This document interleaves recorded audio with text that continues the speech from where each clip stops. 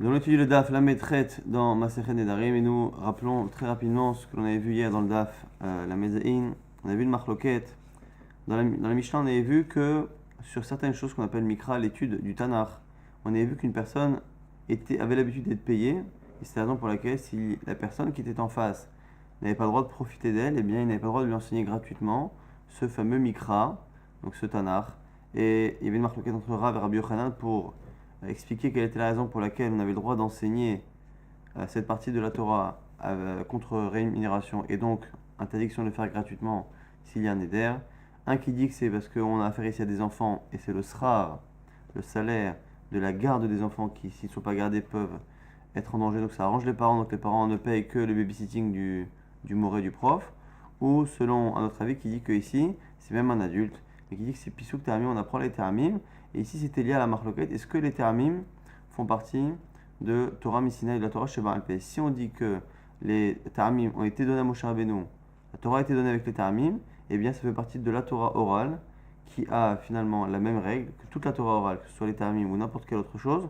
De la même manière que Hachem l'a enseigné gratuitement à Moshe et Moshe gratuitement à Béné Israël, les Béné Israël ont la mise après de l'enseigner aussi Behinam de manière gratuite. Donc en fonction de cela, on peut expliquer que ce qui justifie rémunération, ce sont les Teramim. On avait vu au passage que les filles allaient au Talmud Torah, puisque selon Rabbi Yochanan, la raison pour laquelle on ne disait pas que c'était Shimon Yeladim, c'est parce que les filles n'ont pas besoin d'être gardées. On avait vu aussi au passage que lorsqu'on disait qu'on n'avait pas le droit de payer quelqu'un, même un juif, pour un travail de Shabbat, c'était dans le cas où on désignait le jour du Shabbat de manière explicite et à part, mais si la personne est payée pour la semaine, le mois, l'année, en tout cas une longue durée, et que l'on inclut dedans le Shabbat, eh bien ce salaire-là est autorisé. On a vu aussi qu'il y avait plusieurs choses qui faisaient partie de la Chayim Moshe Missinai. C'était les préfixes que la Torah avait rajoutés, ou les mots qu'elle avait rajoutés pour faire joli, ce qu'on appelle Aïtour Lachon, les voyelles, le fait de lire un mot Eretz plutôt que Aretz, le fait de lire Mitzrayim plutôt que de lire Mitzrim. Ça, c'est la Torah orale, c'était enseigné à Moshe Rabbeinu. On a vu aussi des mots qui, dans le Tanakh, sont écrits sans être lus, ou l'inverse, lus alors qu'ils ne sont pas écrits. Tout cela est une transmission orale de Halakha et Moshe. Missinai apparaît évidemment pour tout ce qui est Nevim Kitoui, mais en tout cas, c'est une transmission orale. Et dans ce même sujet, on reprend maintenant le DAF, la maîtrette, à la troisième ligne, Maravacha bar Ada.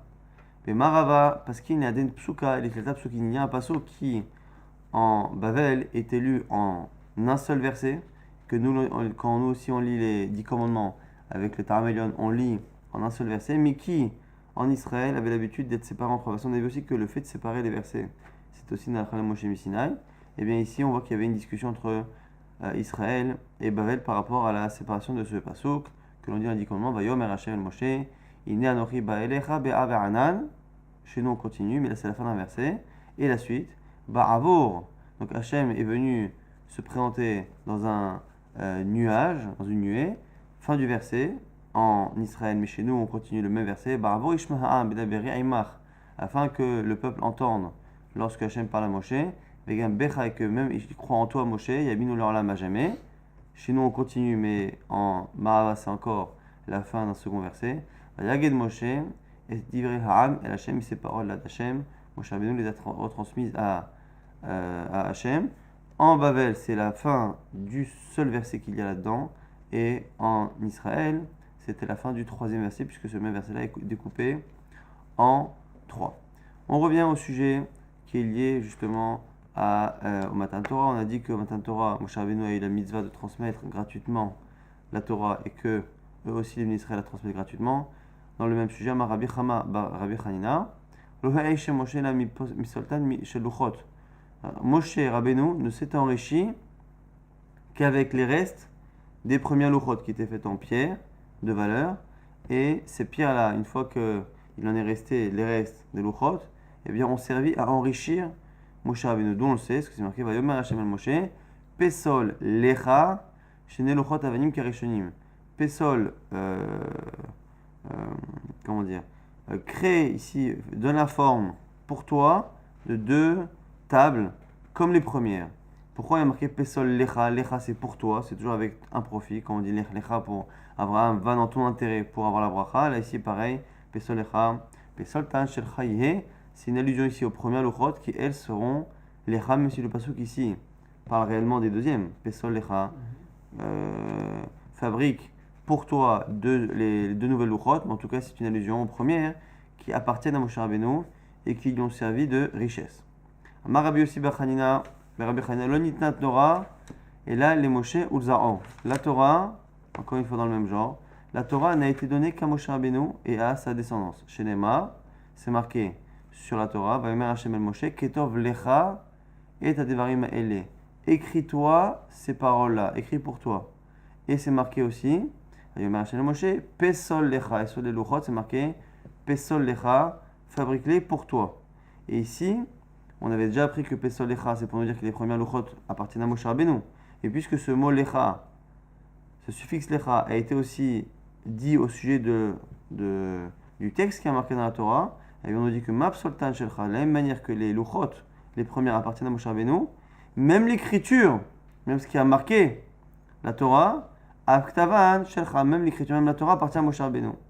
Donc la Torah, elle a été donnée qu'à Moshe Rabbeinu et pour sa descendance. Moshe Nahagba Tovat Ha'in Untana le Israël. Et Moshe Rabbeinu, par générosité, il l'a donné à Israël. C'est aussi pour ça qu'on appelle la Torah Torah de Moshe. C'est là-dessus que le Michelet a dit Tov Ha'in Hu Yevorach, celui qui est généreux, qui a un œil large, eh bien Yevorach, il sera béni.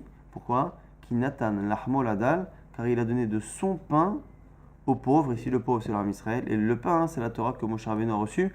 Lahmo pour lui et sa descendance. Donc pour l'instant, on comprend Kipshuto, au sens premier, que toute la Torah, intégralement, n'a été donnée initialement qu'à Moshe Rabbeinu et à sa descendance, et que c'est Moshe Rabbeinu qui, par générosité, l'a donnée au Am Israël. Ce serait étonnant d'imaginer qu'initialement, l'Am Israël n'aurait pas été destiné à la Torah Métiv. On objecte, Raprizda. C'est Raprizda qui objecte. Marqué Votit Tziva Hashem, Ba'etaï, justement, le même passage qu'on a enseigné. Et c'est pour cela qu'on est en lien avec le Daf d'hier. On avait dit que du passage, justement, où Moshe Rabbeinu parle de la mitzvah qu'il a d'enseigner la Torah en Israël, il dit Hachem m'a demandé de vous l'enseigner et de vous l'enseigner gratuitement et de vous dire de l'enseigner aussi gratuitement. Donc on voit qu'on a un passage qui nous dit que Moshe Rabbeinu avait l'obligation de l'enseigner. Il va au titre Tziva Hachem et à moi Hachem m'a ordonné, Ba'etaï à ce moment, les lamed etrem, de vous enseigner la Torah, Hokimu Mishpatim. Donc comment on peut dire que Moshe Rabbeinu a reçu la Torah que pour lui et qu'il ne fait que la donner de manière gratuite, enfin, généreuse au bien Israël, alors qu'on a vu nous un pasuk qui montrait que Moshe Rabbeinu avait reçu un ordre de l'enseigner. Alors la Gemara essaye pour l'instant de comprendre ce pasuk-là un peu différemment pour continuer de garder ce midrash-là comme il faut. Veotit siva va anilachem. C'est pas le pasuk se coupe en fait. C'est pas Veotit siva Hashem les lamed etrem. C'est pas Hashem a ordonné les lamed de vous enseigner. Veotit siva Hashem ba'etaï. Et à ce moment-là, Hashem m'a ordonné. C'est quoi m'a ordonné? Il m'a ordonné de faire la Torah. Et après les lamed etrem, ce serait presque une nouvelle proposition, une nouvelle phrase qui viendrait dire qu'à partir de maintenant, moi j'ai décidé de vous la donner. Et on ne lirait pas le début de la phrase à la fin en disant Votit siva Hashem ba'etaï les lamed. Que Hashem m'a ordonné de vous enseigner. Non, Hashem m'a ordonné la Torah. Et moi, les lamed etrem, j'ai décidé de vous la transmettre. Deuxième objection, toujours de Raprizda. Le même verset qu'on a rapporté encore une fois hier. Regardez, je vous ai enseigné Chokim Mishpatim, les règles de la Torah, Kachat Sivani Hashem, comme Hashem me l'a ordonné, encore une fois une preuve que Hashem m'a ordonné à Moshe Rabbeinu d'enseigner la Torah. Comment peut-on dire ici, au nom de Rabbi Chanina, au nom de Rabbi aussi, comment peut-on dire que la Torah n'était prévue que pour Moshe Rabbeinu, que c'est lui qui l'a donnée? Pareil, Otit Siva va Ani Lachem. Il faudrait dire qu'en fait, pareil, Tzivani, ça ne veut dire que Hashem m'a ordonné la Torah. Mais la donnée, c'est moi qui l'ai décidé, encore une fois. C'est une lecture assez compliquée. Mais pour l'instant, on essaie encore de la tenir pour comprendre le Midrash Kipshuto. Autre objection. Ve'ata kitvu lachem et Ashira Zot. C'est marqué au sujet de la Shira de Haazinu à la fin de Sefer Devarim. Ve'ata et maintenant kitvu lachem, écrivez pour vous Ashira Zot. Cette Shira-là, ce chant-là. Ve'lamdah el ben Israël, simah befihem, et apprends-la au ben Israël qu'il l'est dans leur bouche. Alors on voit bien qu'il a une mitzvah d'écrire et de la transmettre au ben Israël la Torah. La Gemara dit dans Ashira lechuda. Regarde bien le sujet ici qui est lié à ce verbe. Le COD c'est la Shira, c'est le chant. Donc il n'y a que le chant qui est Metsouvé, le ben Israël. Le Moshe Rabbeinu avait la mitzvah de transmettre la Shira, mais pas la Torah peut-être. Les Mantillés, encore une objection, les Mantillés li Ashira Zot, les Aed Bivnei Israël. Et il est marqué que justement que cette Shira-là, elle doit être un Aed. Elle doit être un Aed justement pour les Bnei Israël. Donc on voit que la Shira, elle n'est qu'un témoin pour autre chose. Si on avait dit que vraiment la seule mitzvah que Moshe Rabbeinu avait, c'est de transmettre la Shira, c'est-à-dire que la Shira en elle-même, c'est tout l'enseignement que Moshe Rabbeinu a donné à Israël. Or, on voit qu'une fois qu'il lui dit enseigne la Torah, enseigne la Shira, ce chant-là au Israël, Hachem lui dit attention, cette Shira-là, c'est un aide, c'est un témoin, c'est un rappel mémotechnique de toute la Torah, de quelque chose d'autre. Donc, on voit très bien que finalement, on a la mitzvah, Moshe Rabbeinu avait la mitzvah de transmettre toute la Torah, et la Shira n'est qu'un aide, n'est qu'un témoignage, n'est qu'un témoin qui rappelle justement cette mitzvah-là. Donc, du coup, il faut comprendre comment peut-on dire d'un côté que, comme ce qu'on a dit depuis toujours, que les Israël avaient la mitzvah de recevoir la Torah par Moshe Rabbeinu, et d'un côté, on a un midrash de Rabbi Yossi bar Rabbi Chana qui dit que toute la Torah n'était que pour Moshe Rabbeinu et ses enfants, et il l'a donné par Torah Aïna au Israël. Et là, Pilpula Be'alma, nous dit c'est la Gemara, c'est toutes les halachot étaient prévues, évidemment, toutes les mitzvot étaient prévues d'être données au Israël. Là-dessus, on a dit Narse Venishma, simplement, Pilpula, le fait d'étudier Bédiouk de manière précise et d'objecter et de faire des déductions d'une halacha à une autre, toute cette étude-là approfondie, de manière approfondie, eh bien, ça, c'est quelque chose qui a été donné à Moshe Rabbeinu, à la Chala Moshe Misinaï, et qui aurait pu ne pas être transmise, et que Moshe Rabbeinu, par Torah Ta'in, a décidé de transmettre au Bnei Israël. Amar Rabbi Yochanan, En HaKadosh Baruch Hu Mashre Shechinato Ela Al Gibor Ve'Asher Ve'Chacham Ve'Anav. HaKadosh Baruch Hu ne transmet sa Shrina, ici selon le Roche, c'est juste parce que c'est de manière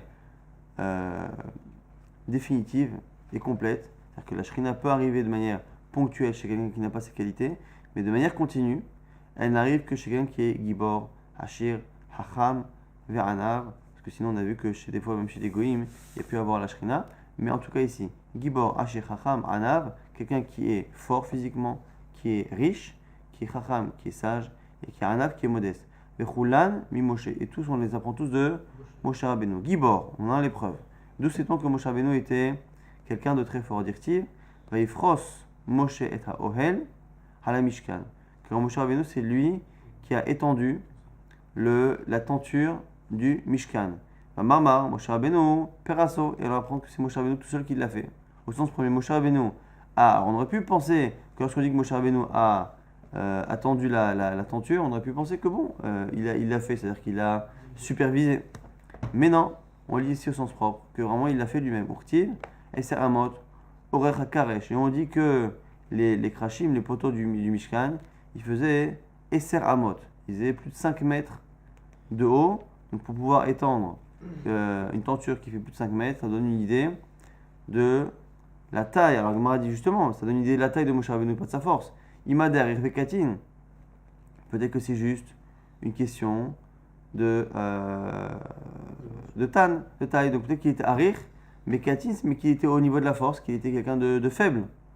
Et là, Minaden Kra, on l'apprend d'ailleurs.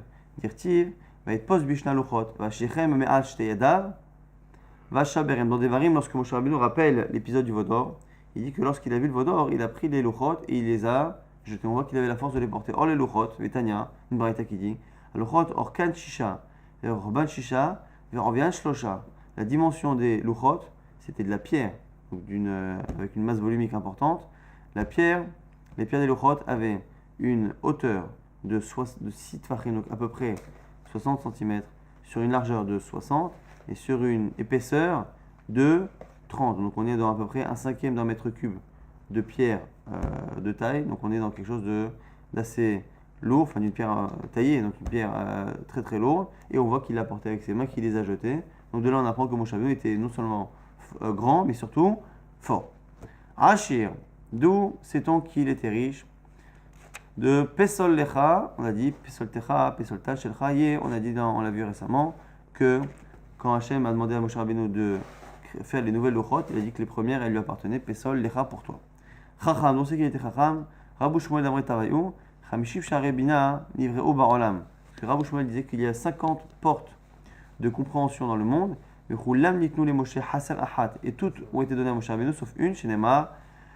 Vatechasero me'at me'elohim.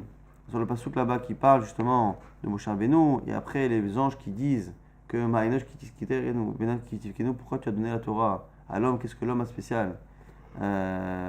Garde justement ta Torah. Tenao de Chalashamim, garde ta Torah dans le ciel, c'est la fameuse Gemara qui parle de la discussion entre les anges et Moshe Rabbeinu avant Matan Torah.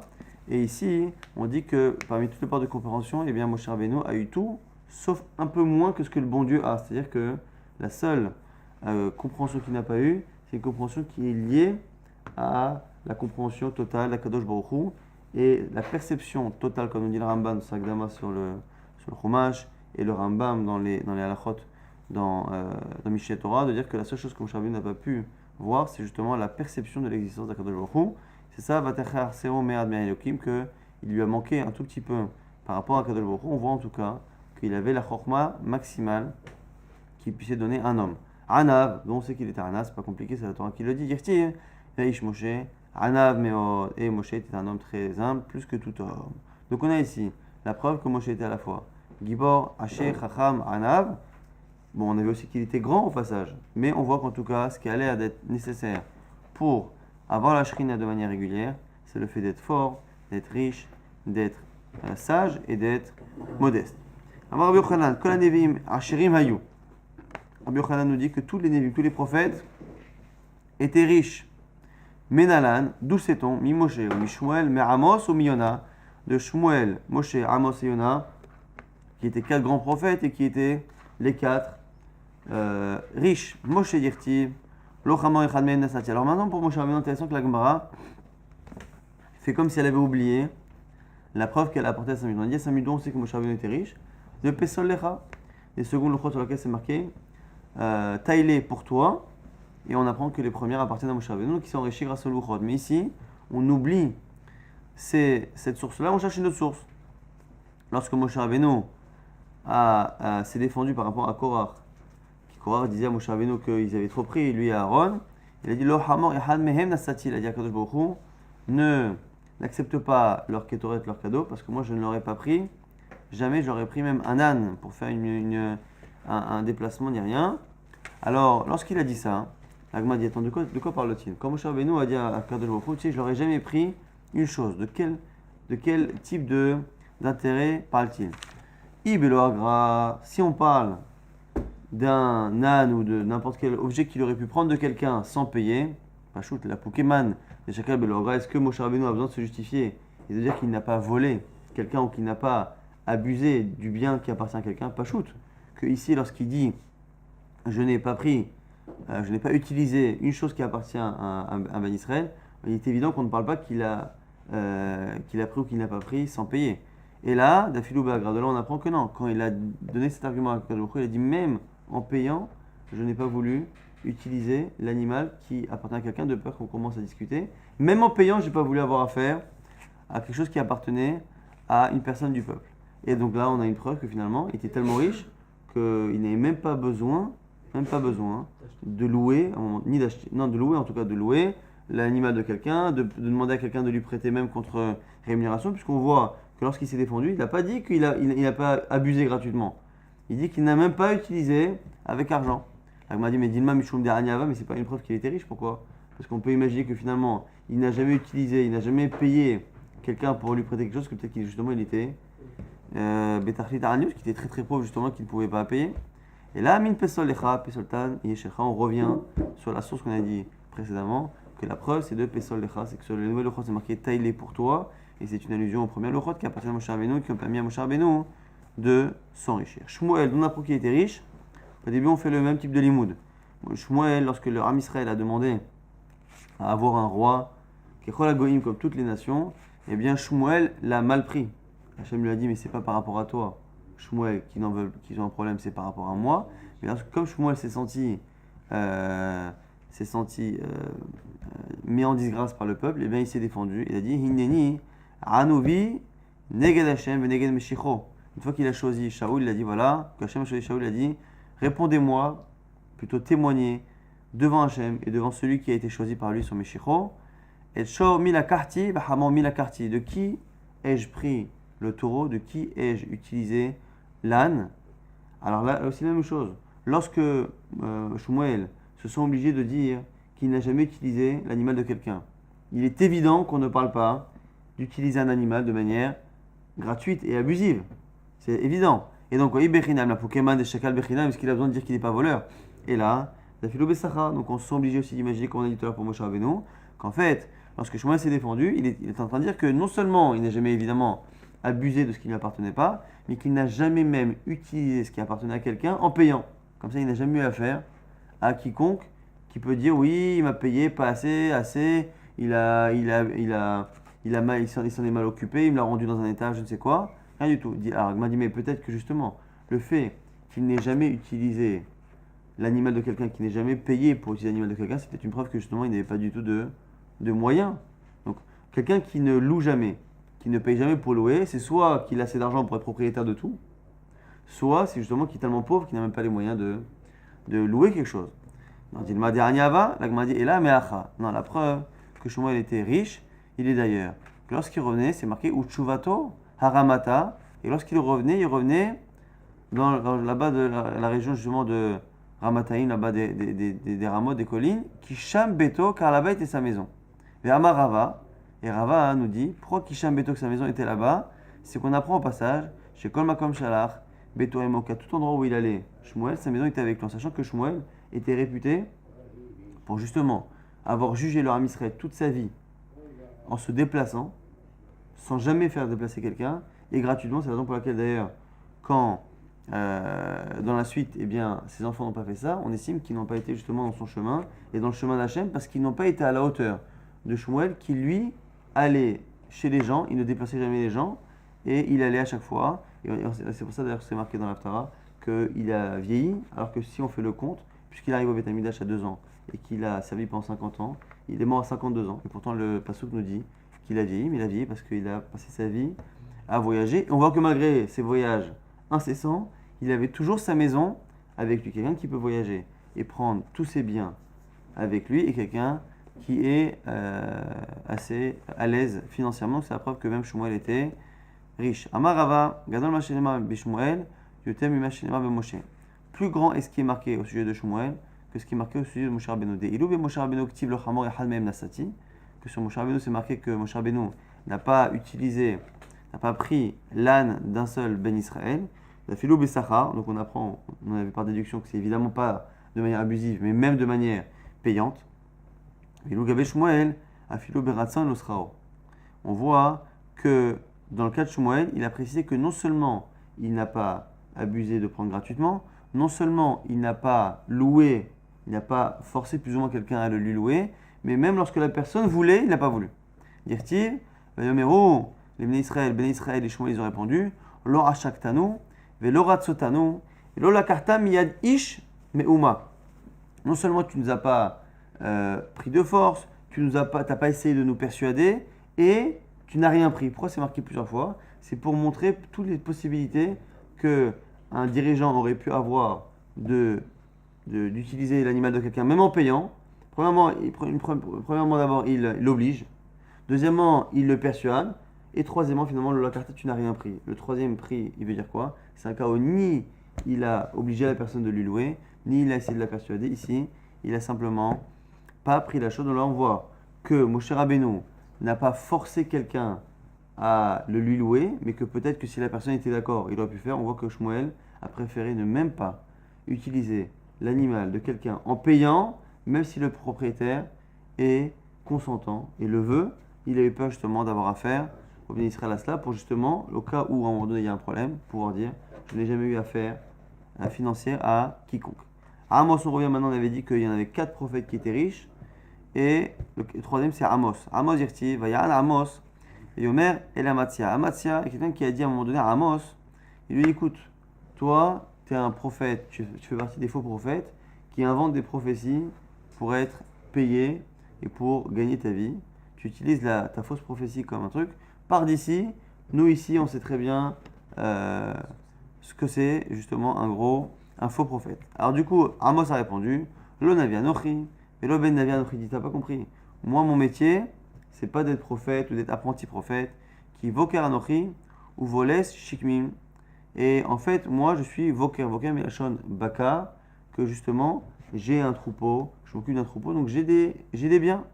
Rabbi Yosef, il traduit, Aremarigite ana veshikmin li bishvelta. Donc je suis quelqu'un qui a des troupeaux, qui a des biens, et donc du coup, on voit que Amos, quand il s'est défendu par rapport à l'accusation d'Amatzia d'utiliser une prophétie ou une fausse prophétie comme gagne-pain, on voit que Amos, dans sa réponse, nous a appris au passage qu'il avait des moyens assez larges.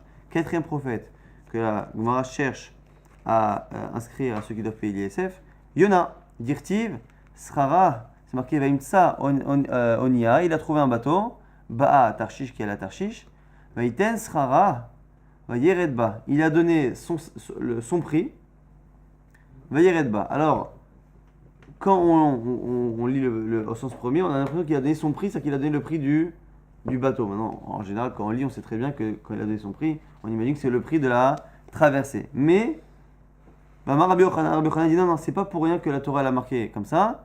Jonathan Srara, Shesfina, Kula, parce que tu dois le lire au sens propre, que quand il est arrivé, il a donné généreusement le prix du bateau entier. Rabbi Romano, Srara, Shesfina, Avayat Arbat Alafim Dinare de Hava, qui valait 4000 dinars d'or, qui est une somme évidemment immense. Rabbi Yochanan, Batechila Yamoshe Lamed, Torah ou Meshkecha, on termine ce sujet-là du matin de Torah, de la richesse et ainsi de suite.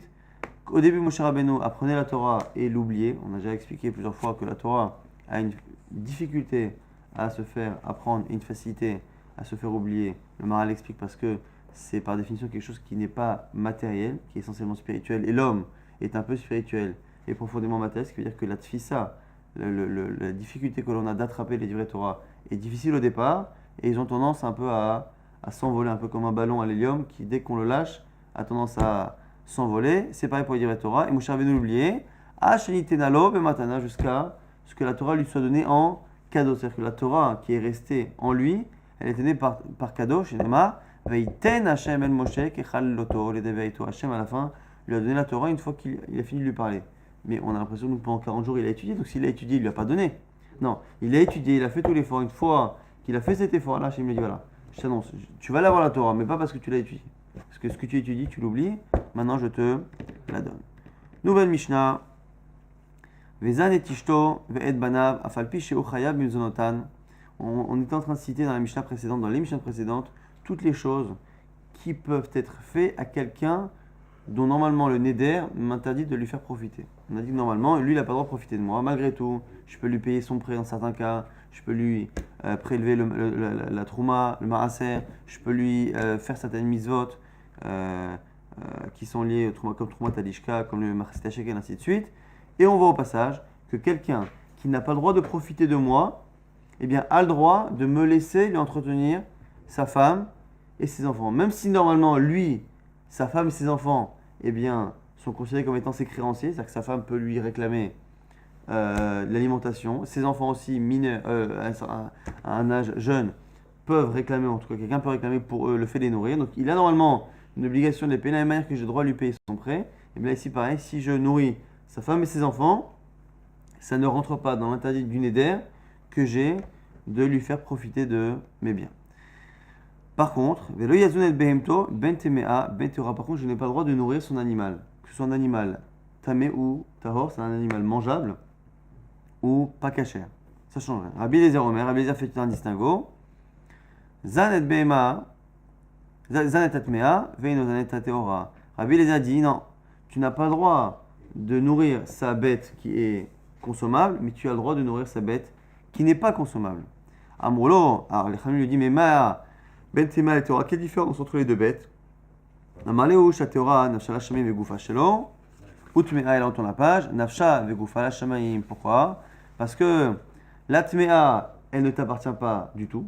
Pourquoi? De la même manière que sa neshama entre guillemets sa vie elle appartient au bon Dieu, ben son corps aussi, ça que tu ne pourras pas en profiter. Par contre, la behema qui est kshera, son corps t'appartient parce que tu finiras par la manger. Et donc effectivement, si tu n'as pas le droit de profiter d'une tierce personne, cette tierce personne, lorsqu'elle engraisse cet animal-là, eh bien tout ce qu'elle donne à manger à cet animal, c'est de la chair de l'animal qui se crée, dont je vais profiter lorsque je vais le manger. Donc du coup, Ça, c'est la réponse de Rabbi Eliezer qui dit, évidemment, on fait une différence entre les types d'animaux. Amroulo, réponse à ce moment-là de Chachamim. Afatmea nafshal hashamim vegufa shalom, il dit, mais c'est pas vrai. Même l'animal impur, le corps aussi te donne un profit. Pourquoi? Chez Mirtse, Areo Mochalav de Kochavim, au Machila les Klavim, parce que finalement, cette bête-là, il peut un jour la vendre à un non-juif, ou la donner à manger à un animal, à des chiens à un animal. Donc on voit bien que finalement, de la même manière que lorsque quelqu'un engraisse mon animal qui est cachère, eh bien j'ai un profit. Et bien quand il engraisse mon cheval, ou un animal aussi qui n'est pas cachère, eh bien pareil, cette graisse-là qui est chez l'animal, je pourrais en profiter en la donnant à un animal à manger, ou en la vendant à un non-juif. Donc du coup on a une marque ici entre Chachamim et Rabbi Eliezer. Est-ce que l'interdit de nourrir la bête de quelqu'un qui n'a pas le droit de profiter de moi, est-ce que ça ne concerne que les animaux purs ou même les animaux impurs? Par rapport à cette Mishnah, on nous dit une nouvelle halakha. Amar Rav Yitzchak bar Hanania, Amar Ravuna non Ravuna. Hamuda ana amechavero, muta ale asilo bito. Celui qui a un éder par rapport à son prochain, eh bien il a le droit d'épouser sa fille. Alors la Gemara essaie de comprendre qui est interdit à qui. Aveba Rabbi Zera. Rabbi Zera, il ne comprenait pas exactement de quel cas parle-t-on. Bema Askinan, de quoi parle-t-on? Il est ma benirse avia kala asurim elechatan. Si tu dis, donc, a priori, déjà, si on parle ici, on nous dit que, on Ravuna, qu'une personne a le droit de donner sa fille à quelqu'un avec lequel il a un éder. Donc déjà, donner sa fille, ça s'entend que la fille est à un âge où le père peut décider les kiddushin. Donc soit une ktana, soit ici une nahara. En général, c'était ça le cas. C'était une nahara, donc une fille qui est entre 12 ans et 12 ans et demi, qui est vraiment à l'âge avant d'être adulte, mais qui a encore un âge où le père peut décider les kiddushin. Donc là, on m'a dit, mais si c'est à cet âge-là, Arimosé à la chifra et shamsho, mais ici, tu ne peux pas. Donc si on part du principe que c'est le khatan qui n'a pas le droit de profiter de son beau-père, donc deux personnes, on a un jeune qui n'a pas le droit, qui a reçu un éder de ne pas profiter d'un monsieur un peu plus âgé, eh bien, la Gemara nous dit c'est impossible d'imaginer que ce monsieur âgé peut donner sa fille à ce bonhomme, parce que donner sa fille, Nahara, à un homme, eh bien, cette fille-là va lui servir de femme, et une femme, eh bien, elle va s'occuper de son mari, elle va lui servir à manger, elle va l'aider, elle va s'occuper de lui, et effectivement, ici, on a une anaa, un profit qui est lié à cela, donc un père qui décide de donner sa fille à un homme, lui donne un profit qui est complètement interdit s'il y a un éder. Donc du coup la Gemara dit, et là, Benirsa Khatan Asurim, à la Viakala, donc c'est le cas inverse. C'est le cas où c'est le beau-père qui n'a pas le droit de profiter du gendre. Donc en fait, imaginez les deux mêmes personnes, un type un peu plus âgé qui n'a pas le droit de profiter de quelqu'un de plus jeune, eh bien on viendrait nous dire, tu sais quoi, même s'il n'a pas le droit de profiter de lui, il a le droit de lui donner sa fille. Ce serait quoi le chidouche? C'est que comme celui qui va épouser sa fille, il va la nourrir, et bien du coup, on pourrait justement imaginer que le fait qu'il nourrisse sa fille, c'est un profit pour le père, Kamash Malan, que finalement, c'est autorisé. La Gemara dit, mais ça c'est pas shoot. De la mise en gros. Zanetishtovet banav, ve'afalpi she'uchayav bimzonotav. On n'a pas besoin de le dire, pourquoi? Parce que dans la Mishnah, on nous a déjà appris qu'un homme qui est chayav, qui a l'obligation de nourrir sa femme, et de nourrir ses enfants qui sont très jeunes, eh bien, moi, j'ai le droit, même s'il y a un éder entre nous, de lui nourrir sa femme et de lui nourrir ses enfants. Or, ici, un père, quand la fille elle a 12 ans et demi, il n'a plus l'obligation au niveau de la halakha de la nourrir. Donc, a fortiori, que ce père-là, qui a une fille qui n'est pas obligé de nourrir, qui ne nourrit que parce que et il a envie de le faire, eh bien, a fortiori, qu'il a le droit de profiter du fait que quelqu'un d'étranger vienne l'épouser. Donc, du coup, ici, on a un problème sur le Rabbi Zera, c'est qu'on ne comprend pas cette halakha de Rabbi Yitzchak. Puisque dans le Mishnah, on a vu que même lorsque une personne a un éder, mais elle a une obligation de nourrir une personne, j'ai le droit de nourrir cette tierce personne, donc de nourrir la personne, la femme ou l'enfant que la personne a l'obligation de nourrir, j'ai le droit de le faire, même s'il y a un éder entre nous. Et bien, fortiori ici, que si la halakha parlait d'un cas où le père n'a pas le droit de profiter du gendre, a fortiori qu'il peut donner sa fille, parce que le père à la base n'a même pas l'obligation de nourrir cette fille-là qui a 12 ans. Et si c'est le cas inverse, on ne comprend pas pourquoi Birkla ce serait autorisé, parce qu'on ne peut pas imaginer que quelqu'un qui n'a pas le droit de profiter de son beau-père, eh bien, puisse justement épouser sa fille, enfin que le père puisse donner sa fille, parce que le père, lorsqu'il donne sa fille, il crée un profit. La Gemara ne comprend pas. L'Agmara dit leur l'âme, bénir sa vie à Kala, Asurim alechatan. On revient sur le premier cas. Ou bebito bogeret. Ou midarata. En fait, on est obligé de dire que finalement, c'est un cas où c'est le khatan qui n'a pas le droit de profiter du beau-père. Ah, s'il n'a pas le droit de profiter du beau-père, comment le beau-père peut donner sa fille? Parce que finalement, la fille qui donne est une femme qui va s'occuper de son mari et donc lui procurer un profit. La Gemara dit on ne parle pas d'une fille en âge d'être mariée par son père, au sens propre du terme. On parle d'une fille qui a plus de 12 ans et demi. Si elle a plus de 12 ans et demi, même si c'est le père, entre guillemets, qui la marie, comme nous aujourd'hui on dit je marie ma fille, je marie ma fille, je marie ma fille. Aujourd'hui, comme les filles, quand les maris sont adultes, elles ont plus de 12 ans et demi en général, et bien du coup, je marie ma fille, c'est pas vrai, c'est ma fille qui se marie et c'est moi qui paye la fête ou qui organise les choses. Mais je ne marie pas ma fille, c'est-à-dire que je ne décide pas. Donc du coup, un homme qui n'a pas le droit de faire profiter son futur gendre a le droit de lui donner sa fille qui est adulte. Pourquoi? Parce que même si je donne ma fille entre guillemets, mais qui est adulte, mais finalement c'est ma fille qui décide. Moi je n'ai pas de pouvoir de décision. Donc même si je n'ai pas le droit de faire profiter mon gendre, ce n'est pas moi qui lui donne une femme, puisque ma fille décide de se marier avec qui elle veut. Et donc du coup c'est pour ça que on a cette halakha là pour nous dire justement que c'est autorisé. Tanya Namiachi, on a aussi une braïta qui confirme cela. Amudar ana amechavero, asul asilo et bito, aval masio bito bogeret umidarata. Une braïta qui définit clairement ce distinguo que lorsque l'on a quelqu'un qui n'a pas le droit de profiter de son futur beau-père, eh bien si la fille est mineure, elle est moins de 12 ans et demi, eh bien le père ne peut pas la donner parce que comme c'est lui qui la donne, c'est lui qui décide, eh bien il donne un profit réel à la personne qui n'a pas le droit de profiter de lui. Si par contre elle est adulte, eh bien il a le droit entre guillemets de lui donner, puisque finalement ici le fait de dire qu'il lui donne sa fille n'est qu'une expression qui n'a pas réellement, halachiquement une valeur, parce que ce n'est pas le père qui décide, donc ce n'est pas le père qui directement donne un profit à ce futur gendre. Amar Rabbi Yaakov nous dit à manière Beno, les Talmud Torah, celui qui fait un éder par rapport à son fils, par rapport au Talmud Torah, il veut que son fils il étudie la Torah. Son fils est un tzaddik, il étudie la Torah, mais il est tellement tzaddik qu'il veut aussi servir son père du matin au soir. Donc son fils est tiraillé par la mitzvah de Talmud Torah, la mitzvah de Kibud Avayim. Le père voit que le fils n'arrive pas à se décoller de cette mitzvah, il dit mon fils, je fais le neder de ne pas profiter de toi. Comme ça tu es complètement disponible à ton étude. Lo havish shel ma'im ou l'adlik lo etaner. Le fils a tout de même le droit de lui servir un verre d'eau ou de lui allumer une bougie, donc il allumer la lumière. Pourquoi? Encore une fois, comme dans la suite, Rabbi Yisraël Amar, l'Islotlo d'Akatan, et nous dit même, Rabbi Yisraël même de lui faire cuire un petit poisson, c'est-à-dire de lui faire une petite omelette ou des pâtes, le minimum à manger. C'est une idée de dire qu'en fait la personne, lorsqu'il a fait une neder, c'est comme s'il avait dit, je ne veux pas mon fils que tu t'occupes de moi de telle sorte à ce que tu perdes un temps conséquent à ton étude. Mais faire une omelette, faire un petit plat, servir un verre d'eau ou allumer une lumière, ça ne prend pas de temps, donc ça ne rentre pas dans le neder. Amar Rabbi Ami, Amar Rabbi Yochanan, Abudan Ada'a, Mechavero, Mutal Ashkoto, Kos Shel Shalom. Celui qui a fait un neder par rapport à son ami, eh bien, il a le droit de lui faire boire Kos Shel Shalom, un verre de ce qu'on appelle de Shalom, de paix. Alors, il m'a dit, Maïniou, c'est quoi ce verre de paix? Acha, Targimo, Kos Shel Bet Avel. C'est le verre, plutôt les verres, qu'il y avait dans la maison du Evel. Le Marava Amre, Kos Shel Bet Amechas.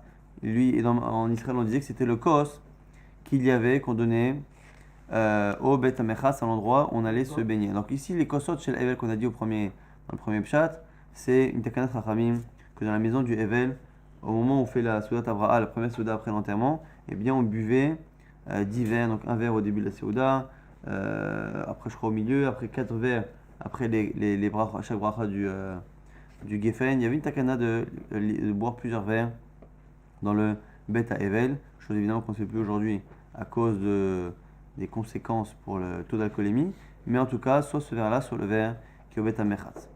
On a dit dans la Mishnah qu'on avait une marloquette entre Rabbi Eliezer et Chachamim sur l'interdit que l'on a de nourrir la bête de quelqu'un qui a un éder par rapport à moi.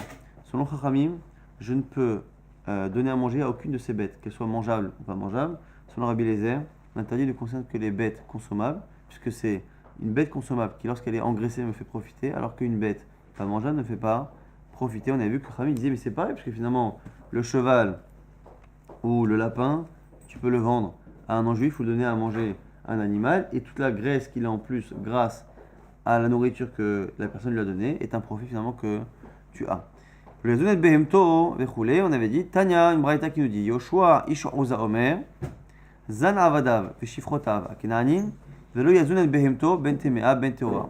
Donc on a une braïta qui confirme l'avis de Chachamim que la bête, on n'a pas le droit de la nourrir, quel que soit le statut de la bête. Par contre, les serviteurs, les servantes et les employés, on a le droit de les nourrir. Donc, m'a dit Maïtama, pourquoi? Parce qu'Avadav et Shifrotav Akenanim. Ibn Haruta Avinan, Bema, Lifituma Avida, évidemment. Ici, une fois qu'on a vu la Mishnah qui nous a dit clairement que la différence qu'il y avait selon Chachamim entre les deux types de bêtes, c'est par rapport à l'alimentation, eh bien, au final, même si le lapin et le cheval, selon Chachamim, on considère qu'à un moment donné, même si tu ne le consommeras pas toi, eh bien, tu vas le consommer indirectement parce que tu vas le vendre à un goy ou tu as donné un animal. Par contre, en général, les serviteurs, quand ils meurent, on ne les donne pas à manger ni aux animaux, ni à des cannibales. Donc du coup, on dit que même Chachamim, qui a l'air d'interdire tout type d'animal, évidemment, ça n'inclut pas les êtres humains, puisque ceux-là ne sont pas consommables par quiconque, et donc il n'y a pas de profit lié au fait d'avoir engraissé, entre guillemets, ces serviteurs. Donc on rappelle très rapidement ce qu'on avait vu. On avait vu au tout début qu'il y avait, parmi tout ce qui était lié à la Torah orale, on avait un pasouk qui en Bavel était lu comme un seul pasouk, mais qui en Marav en Israël était lu comme 3 psukim. On a vu aussi que Moshe Rabbeinu et Amos et Yona et Shmuel étaient 4 prophètes qui étaient riches. Et on avait vu à chaque fois des preuves pour chacun. Dont Moshe Rabbeinu c'était Pesol Lecha, le fait qu'il lui a dit que sur les deuxièmes Luchot, que tu les tailles pour toi, de l'en apprenait que les premières appartenaient à Moshe Rabbeinu. On a vu aussi que pour que la Shrina soit présente constamment, comme c'était le cas avec Moshe Rabbeinu, il fallait 4 choses. Il fallait que le prophète soit fort, comme c'était Moshe Rabbeinu, on a vu qu'il avait porté les Luchot et dressé le Mishkan tout seul. Il fallait qu'il soit Chacham, on a vu qu'il était Chacham, qu'il avait toutes les portes de la compréhension, sauf la dernière qui n'a été donnée à aucun homme. Il faut aussi qu'il soit Anab, comme c'est marqué dans la Torah, et il faut qu'il soit donc riche, on a vu. On a vu toutes les preuves pour les Nevim qu'ils étaient riches. On a vu également que celui qui n'a pas le droit de profiter de son prochain a le droit de laisser cette même personne-là nourrir sa femme et ses enfants, même s'il a une obligation. Donc on a vu qu'on pouvait rembourser le prêt de quelqu'un qui n'a pas le droit de profiter de moi, on a le droit de payer la dette qu'il a envers sa femme et ses enfants, de les nourrir, on a le droit de le faire. Donc a fortiori qu'on a le droit de nourrir ses enfants. On a vu au passage que lorsque quelqu'un n'a pas le droit de profiter de moi, je n'ai pas le droit de lui donner en mariage ma fille, mais ma fille, encore une fois, lorsqu'elle est en âge où c'est moi qui décide. Parce que donner une femme à quelqu'un, c'est lui donner un profit. Par contre, si je lui donne entre guillemets, que entre guillemets ma fille, mais qui est en âge en fait de refuser, je ne lui donne pas ma fille, c'est ma fille qui décide à ce moment-là. On a le droit de le faire même si la personne n'a pas le droit de profiter. Moi, on a vu une marloquette entre Rabbi Eliezer et Chachamim. Est-ce que l'on a le droit il y a un interdit d'engraisser, de donner à nourrir un animal qui appartient à quelqu'un qui n'a pas le droit de profiter de moi. Selon Chachamim, tous les animaux, selon Rabbi Eliezer, que l'animal que je vais pouvoir éventuellement manger, donc qui est cachère, mais même Chachamim qui interdisent d'engraisser tout animal appartenant à quelqu'un qui n'a pas le droit de profiter de moi. Évidemment que ça ne concerne que les animaux qui, à un moment donné, directement, comme les animaux cachères, ou indirectement les donnant à un non-juif ou un animal, peuvent créer un profit par le fait qu'ils justement ils aient pris du poids, mais par contre un esclave, un serviteur ou une servante ne donne pas de profit. Lorsqu'il s'est engraissé, au contraire, il travaille moins bien à la limite, et dans tous les cas, sa chair ne peut pas créer un profit. Donc même Chachamim diront qu'on a le droit de nourrir une servante, un serviteur de quelqu'un qui n'a pas le droit de profiter de moi.